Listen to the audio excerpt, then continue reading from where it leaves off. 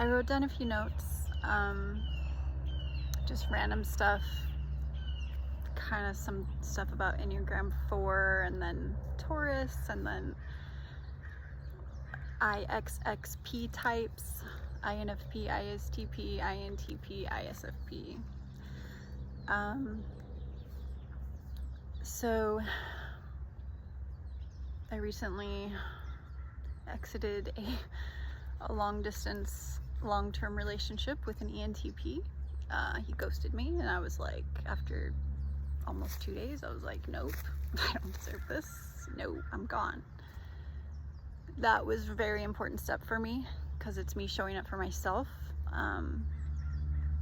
One of my biggest fears and stuff as a kid and all that have been abandonment, and all the work I've done on myself. I've now learned not to abandon myself. So that was like a really awesome thing that I did for myself. So I need to trust that red flags are red flags, you know? Many of them can be very subtle, and there's patterns with things. Like in the very beginning, he ghosted me several times and then needed a lot of like space several times. His last relationship before me, they were about to move in together, he ghosted her. So clearly this is a pattern. Clearly he has commitment issues, and the reason why doesn't matter. He has the issue, he's not handling it, so I gotta go, you know? I gotta value myself, love myself, and go. So with stubbornness, so like the IP types, there's a hawk right there. With the IP types, we take commitment like really seriously. We need to know, like, because you know, we're giving up some of our freedom, like we're very individualistic, you know? We need to know the details of like what committing to you is gonna look like, because when I say I'm committed, like I mean that shit. I'm like 100% committed. I take that seriously. So I want to know, okay, well, if I commit to you, how is this going to impact me? And I'll only commit if it makes sense, or I feel like a yes, like it feels right. And INFP actually told me that before. He was like, pay attention to your feelings. If it's a no, it's a no.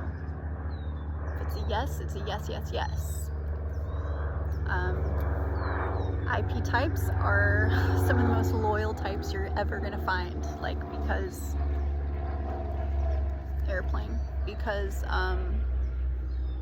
if we commit, we really mean it, like it's solid. And then, okay, here's some stubbornness talk with Taurus, because I'm a Taurus. You will love someone very strongly, and no one can tell you not to. That I definitely see that with myself. I mean,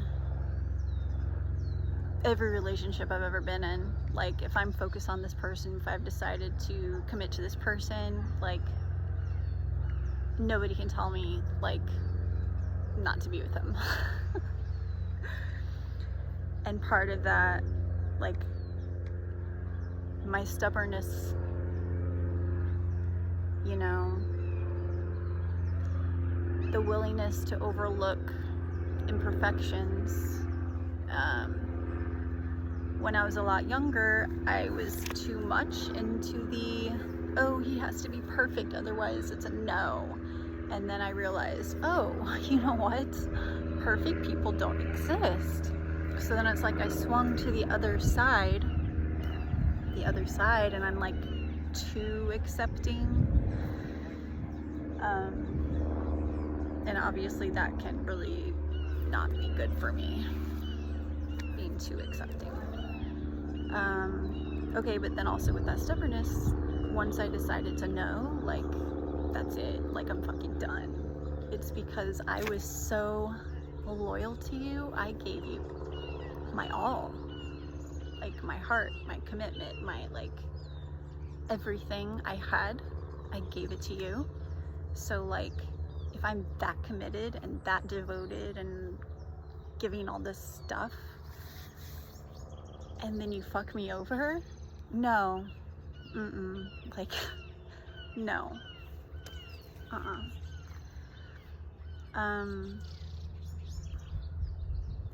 So in this last relationship with the ENTP, there were a few times when we were on the phone, because it was a long distance relationship, but I would go to visit him. I think I went like 6 times maybe for like a long weekend.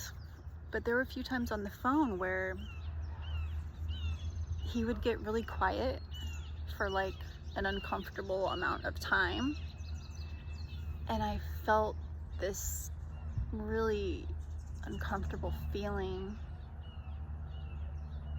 like so uncomfortable that I would try to get off the phone. Like I'd be like, so if you need some space, like, you know, maybe just like call me later or something, you know, like something like that. And then he usually wouldn't get off the phone, but like it was the same feeling that I had at the very beginning of my trip last week. Like this feeling of dark energy. And I think it was showing me like, yo, that was the same feeling. It wasn't that he was uncomfortable. What I'm actually kind of like suspecting now is that, I don't know, like maybe he was some kind of like warlock, because he's like highly spiritual. Like maybe in those moments, or like maybe his mask was coming off in those moments and his like darkness was coming out. Maybe he was trying to like put some spell on me or something. I don't know. All I know is that I felt that energy, and it's not an energy I really ever want to feel again. Never again. Oh my God, it's scary.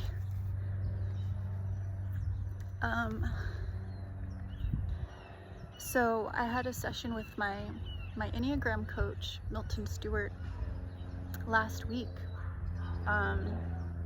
Like right after that breakup happened, I made an appointment with him. You know, it always helps to have someone to talk with, and he's very insightful. He always has really like insightful things to say. And so something I wrote down that he said about Enneagram 4s, which I'm an Enneagram 4. He said, you know, 4s, they see the beautifully broken, which is so true. We see how they shine, how they can shine, and we have a strong desire to help them be whole again. And yeah, I definitely saw that in the ENTP. I mean, I swear, it's a pattern with me. I meet people, they are struggling in some way, and I just have this strong desire to just like help them find their way, help them find the light, you know? I kind of feel like it's one of the reasons I'm here, you know? Kind of sucks in some ways, you know, because I keep getting myself in these situations, but it's also a learning for me, because I'm learning how I can love myself better and have boundaries. So he said the 4 is golden. You see the person like a broken bowl, like one of those Japanese broken bowls, and the 4 is the gold that can help make that bowl whole again. It's just the bowl, you know, the broken people, they don't even have all their pieces. So it's like the 4 is the gold that's putting, you know, the person, helping them put themselves back together, but then there's still missing pieces. The person has to be dedicated to their own growth, despite if I was there or not there. They have to have the will to do it themselves. And I think with this ENTP, he did not have that. I hope he has that now. That's my hope for him. I really do hope he learned enough from our relationship to keep moving forward on that path.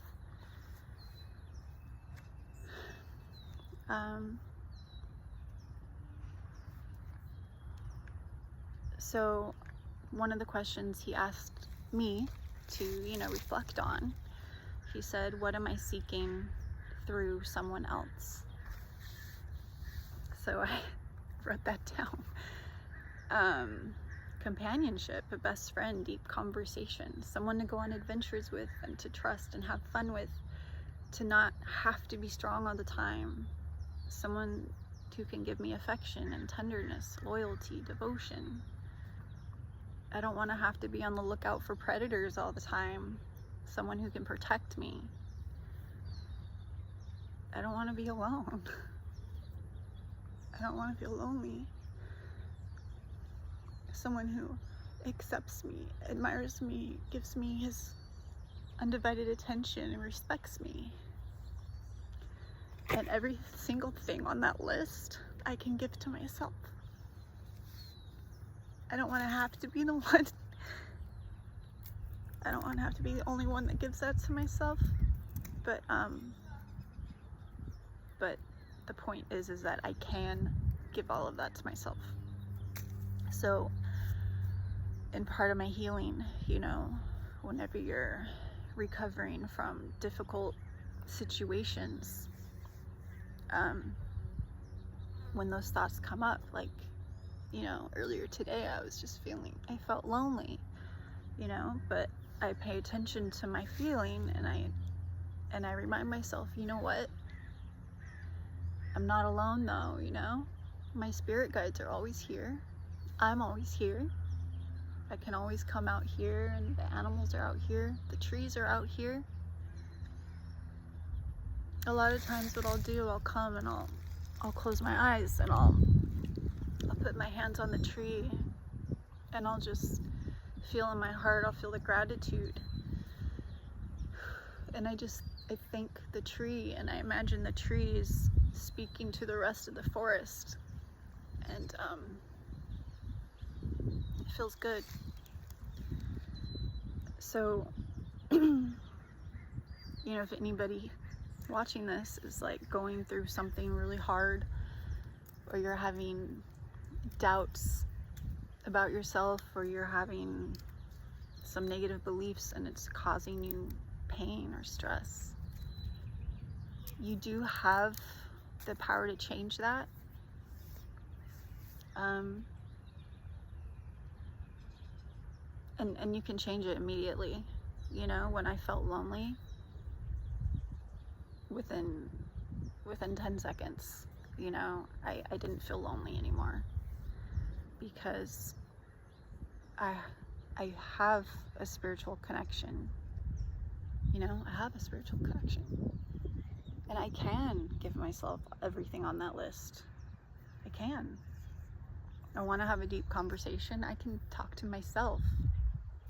I'm a great conversationalist. I have lots of interests and things to talk about. And as like a 4 or any other type who might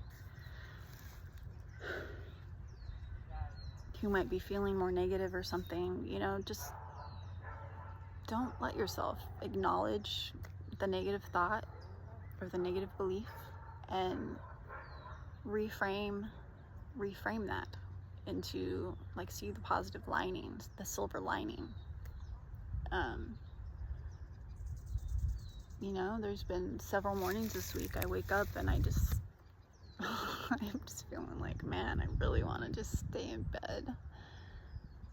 But I get up, I go for a walk outside, even if it's just for 10 minutes, and I connect with nature, and it recenters me. It helps me to feel better. Like, because I am whole and complete on my own. I don't need to be with a man. I don't. I want to, but I don't need to.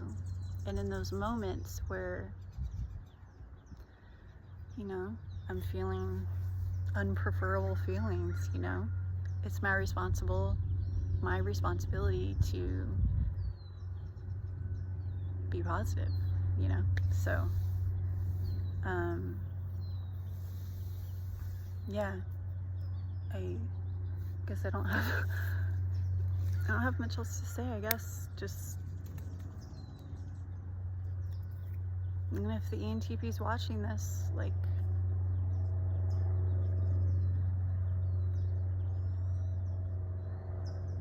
yeah, I felt really scared, you know. I don't want to believe that, like, people do things like that, but you know, but they do. And I don't hate you. I don't wish you harm.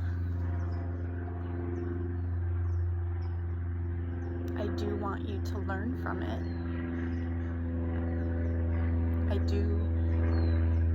I do hope that you find a way to heal. I hope that you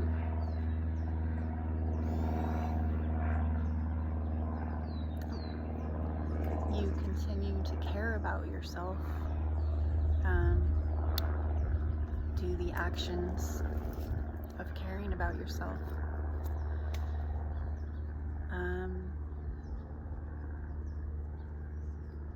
Yeah.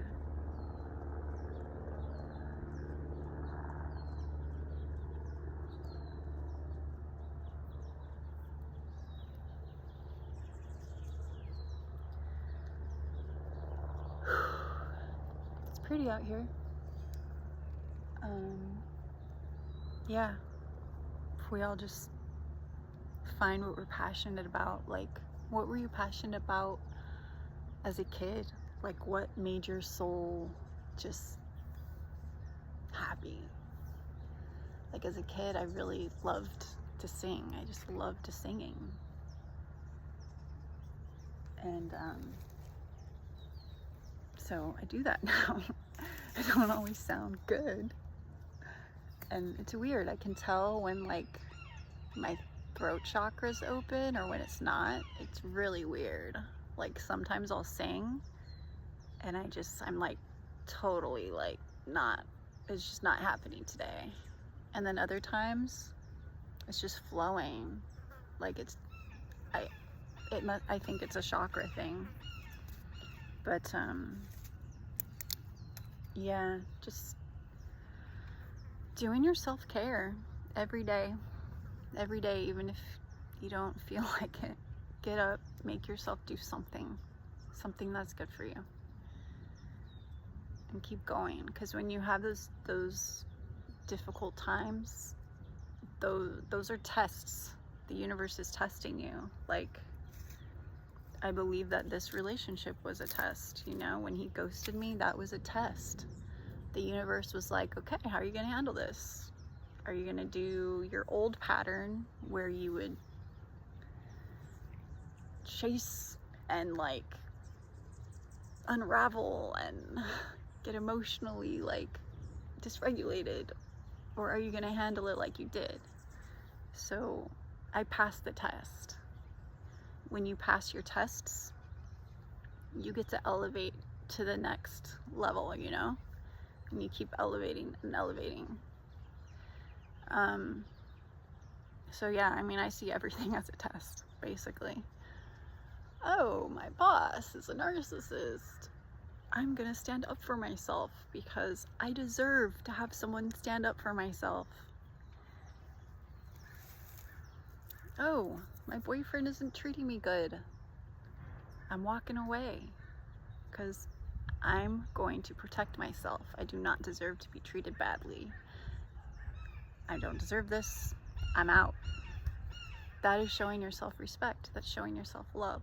That is, if he's abandoning me, like, fuck you. I'm not gonna abandon me. It's as simple as that. what you feel like you're missing, you try to find in someone else.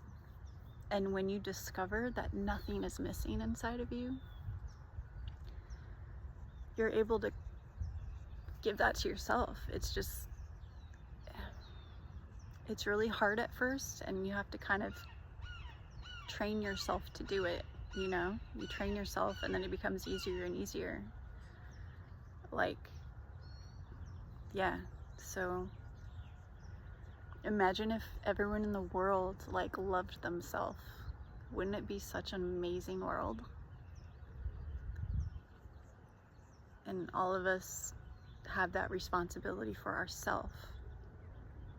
So every time you allow someone to, like, treat you badly and you don't stand up for yourself, or you don't walk away, or you don't shut the door, or you are allowing more unloved to be in the world, you know? So we all have that responsibility to have boundaries.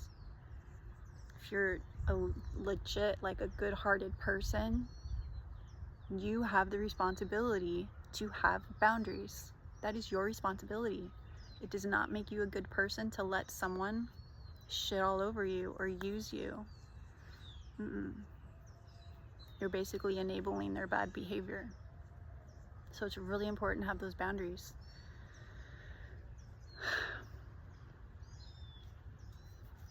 All right. Thanks for coming to my forest talk.